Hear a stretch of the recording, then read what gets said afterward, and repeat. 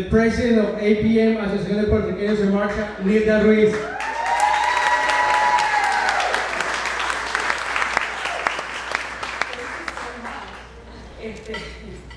Wow, gracias a todos por venir esta noche.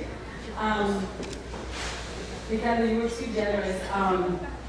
It's a little humbling, you know, and everything he has said is factual, but I still can't believe it.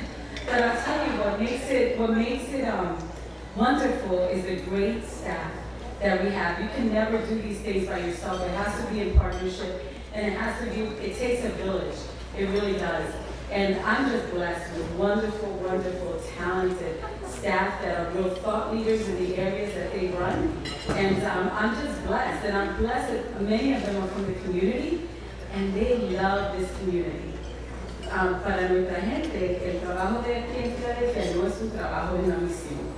And that really makes a big difference. It makes such a big difference. And I'm just so proud of them, and they make me look good. Ricardo asked me to talk a little bit about myself as a Latina, being born and raised here in Philadelphia. So I just want to thank Ricardo for putting this together, and Lina, who's always with such a great attitude, and is sort of for putting all the positive news articles out there about what we're doing, because we are invisible, but it's news like what they put out every week about us that highlights us. So can we give them a big round of applause? Thank you so much.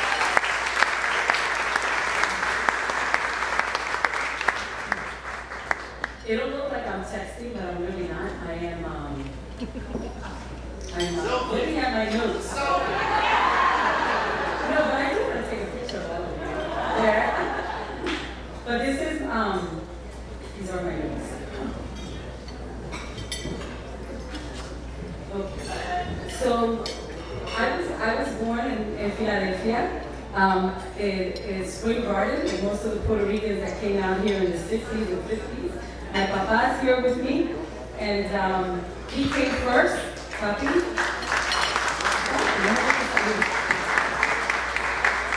You look alike, right?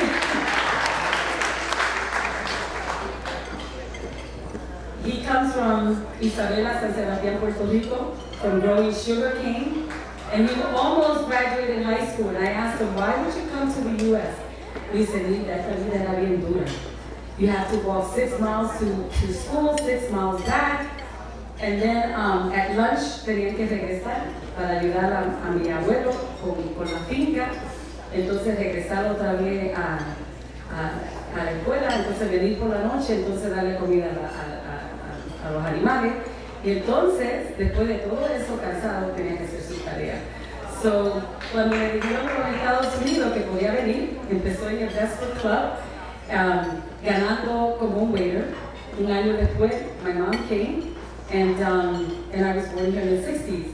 And then we moved up to Honey Park, and then from teenage to now, I was right here at 8th and Honey Park.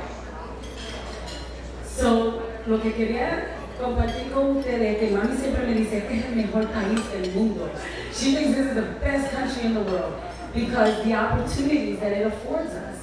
You know, it's not a perfect country, and I'll never say that it was.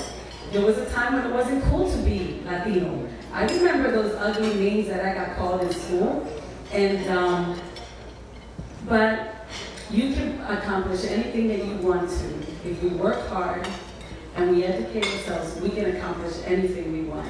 There's nothing stopping us.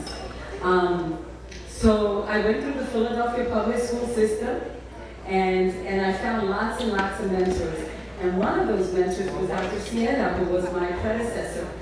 And he asked me to come to APM as a property manager at that time.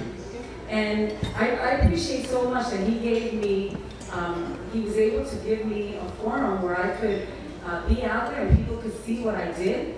And then I started getting tapped for other positions.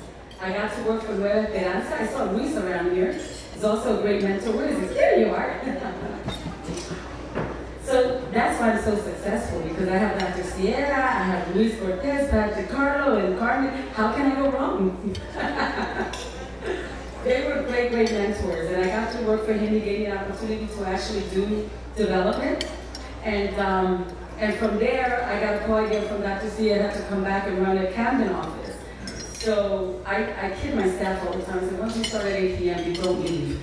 So I went there and I did a whole sits, and again, I got tapped, and was asked to go to Washington, D.C., where I worked with National Council of La Raza. And I had, and in between this time, I graduated Temple University, and then while I was in Camden, I decided to do my master's, because I realized that there's a credibility that education gives you that work experience will never give you.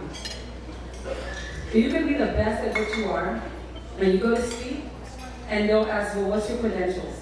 And you're like, what do you mean? I've done this, I've done development, I understand this. And you just don't have the credibility.